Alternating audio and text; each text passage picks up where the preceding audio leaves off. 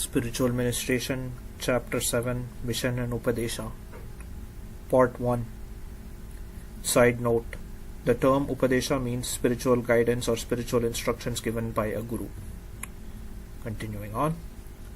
Sri Swamiji's mission. When Sri Swamiji completed the full 12 years of his Yuga Tapas, and Shiva and Parvati came to give him darshan and to bestow on him their blessings. On that occasion, Shankara Bhagavan outlined to Sri Swamiji the mission for which he had been sent to this world. All this has been recounted in some detail in Chapter 4. From then on, Sri Swamiji has been devoting his time and energies to faithfully carrying out the directions of his Divine Guru. In order to fulfill the mission given to him by Shankara Bhagavan, Sri Swamiji ministers to the spiritual and material needs of the people in the following 4 principal ways. A. Darshan. B. Giving consecrated vibhuti for curing of mental and physical ailments and the amelioration of mental worries. C. Kirtan and Bhava Samadhi. And D. Dhyana Diksha. Darshan. At his ashram in Bangalore or wherever he is camping during his many tours in India and abroad, Sri Swamiji gives darshan at fixed timings every day, usually in the evenings. If there is adequate seating available for all the people, then those who have come for darshan are permitted to sit in his presence. If, as is the usual case, the crowds are large and seating space is limited, the people are asked to file past the place where he is seated for darshan. Though Sri Swamiji appears on these occasions to be seated quietly, apparently absorbed in himself, he is keenly observant of all that is going on around him. Each and every individual who comes for darshan receives his grace and blessing, albeit silently.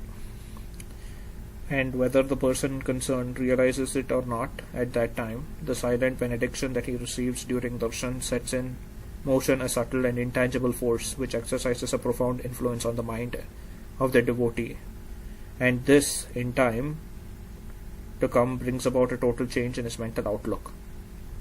Some of the benefits that accrue as a result of Sri Swamiji's darshan and blessings are freedom from worries and attainment of peace of mind, elimination of bad or undesirable habits and attachments, attainment of mental poise, development of bhakti, and a yearning for following the spiritual path.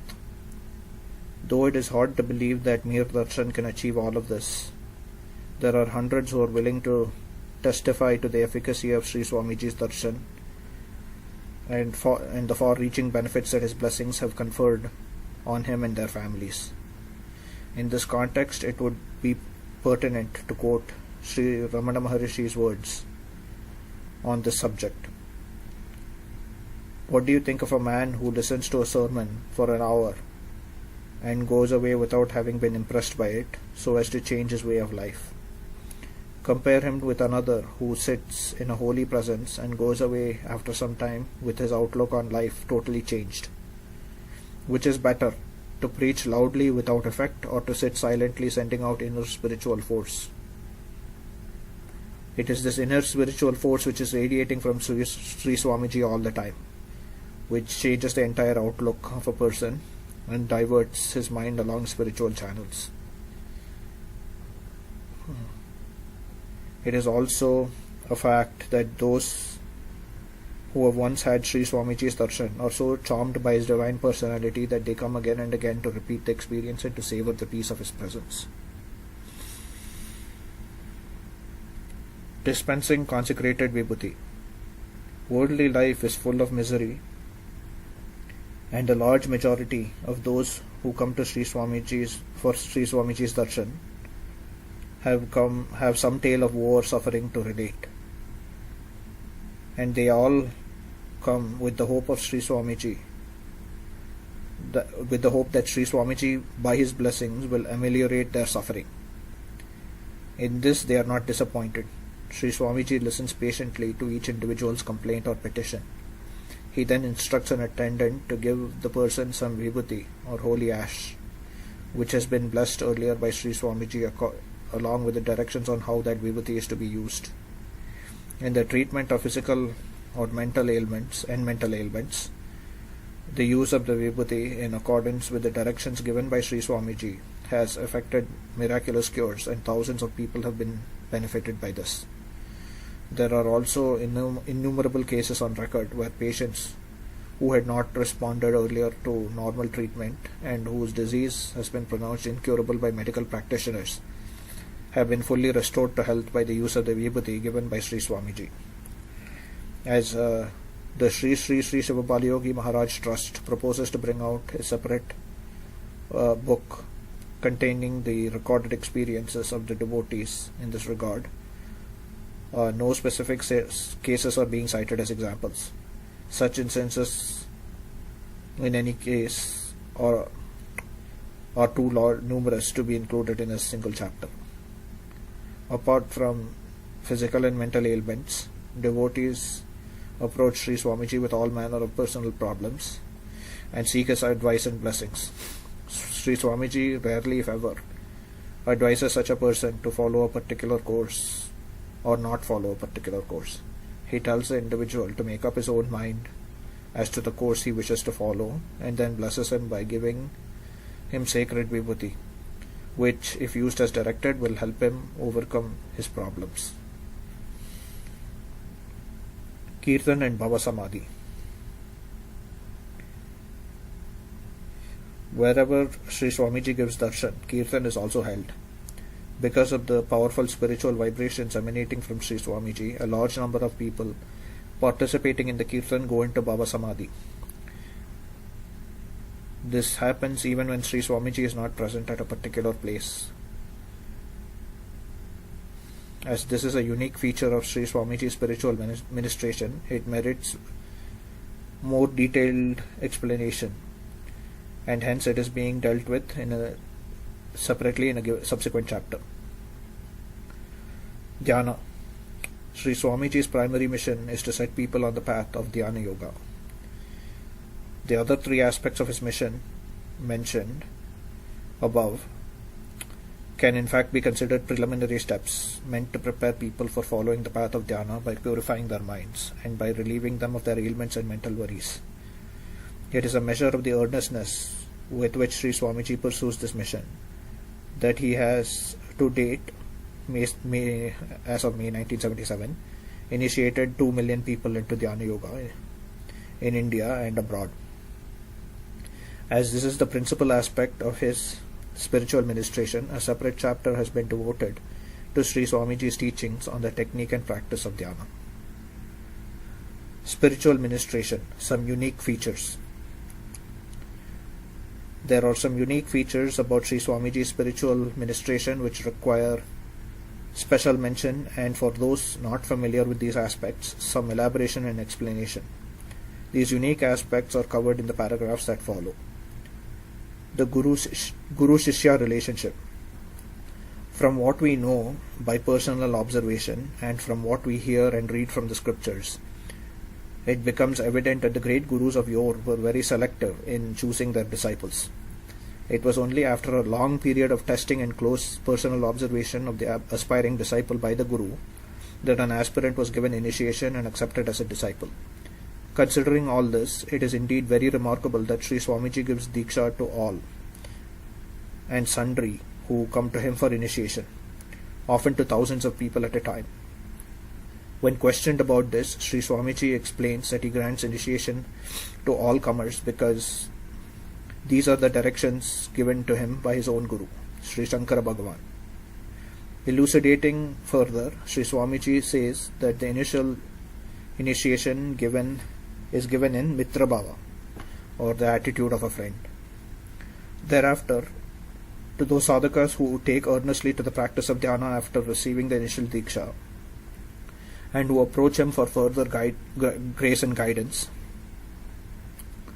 Sri Swamiji imparts grace in Guru Bhava, attitude of a Guru, and then guides them in their further progress. Again, there are many sadhakas who are eager to take Diksha from Sri Swamiji but are hesitant to do so because they have already been initiated earlier by a different Guru. For the benefit of such as these, Sri Swamiji has explained that A. If a former guru is no longer available to guide the disciple, or the guru has taught all that he knows and the disciple wishes to progress still further, there is no bar in his accepting another guru and taking initiation from him. B. Even for those who wish to continue under the guidance of their present guru, taking initiation from Sri Swamiji is no bar, because as explained earlier, the initial initiation is given to him in Mitra Bhava, and hence this need not affect a relationship with or allegiance to their present guru. At the same time, they can derive immense benefit and help in the practice of their sadhana from the spiritual power received by them from Sri Swamiji as a result of initiation. Rules of conduct. In most forms of sadhana, an essential prerequisite to serious spiritual practice is cultivating the rules and principles of good conduct, the yamas and niyamas as they are called. As opposed to that, Sri Swamiji does not lay down or insist upon any specific rules of conduct by the regular practices of dhyana. All undesirable habits will be automatically eliminated, and the sadhaka, motivated by an inner compulsion, will soon start following virtuous practices. Effect of spiritual power. The manner in which spiritual power imparted by Sri Swamiji acts in the furtherance of a sadhaka's dhyana practice has been detailed in the chapter on dhyana. The other unique benefits conferred by the spiritual power are: A. During the early stages of practice of dhyana, a sadhaka is usually afflicted by a dryness of mind because of lack of adequate incentive and by despair caused by the lack of any apparent signs of progress. Therefore, in order to motivate the sadhaka and spur him on to further efforts, Sri Swamiji vouchsafes divine visions and other spiritual experiences to a sadhaka during dhyana. B. Normally only very advanced sadhakas can undertake and successfully practice the Nirgun Upasana, worship of the attributeless Absolute. Others can only hope to scale these heights by gradual and suitably staged spiritual practices, which in turn are dictated by the spiritual maturity of their minds at the commencement of the practice. However, by the grace of Sri Swamiji manifesting through the spiritual power imparted by him, a sadhaka following Dhyana Yoga taught by Sri Swamiji is directly able to undertake the Nirgun Upasana without having to go through any of the preliminary disciplines. Bhava Leela. This is perhaps the most unique feature of Sri Swamiji's spiritual ministration. As it constitutes a subject by itself, a separate chapter has been devoted to explain the Bhava Leela of Sri Swamiji. Mass feeding. Annadan, or gift of food, has been extolled in our country since time immemorial and has become a part of our heritage. The giving of food to a needy person has been lauded as the greatest of charities, and it has been enjoined upon householders never to turn a hungry man from their door. This is of course understandable as far as householders are concerned, but it is interesting to note that most of the great saints appear to derive great pleasure and satisfaction from feeding others, whether they be their devotees and disciples or simply poor people in need of a hearty meal. In the case of Sri Swamiji, feeding of devotees and the poor has always occupied a special place in the scheme of spiritual ministration. As has already been recounted, mass feeding of people has become a regular feature of Sri Swamiji's ashram from the very early days of his tapas. This practice still continues.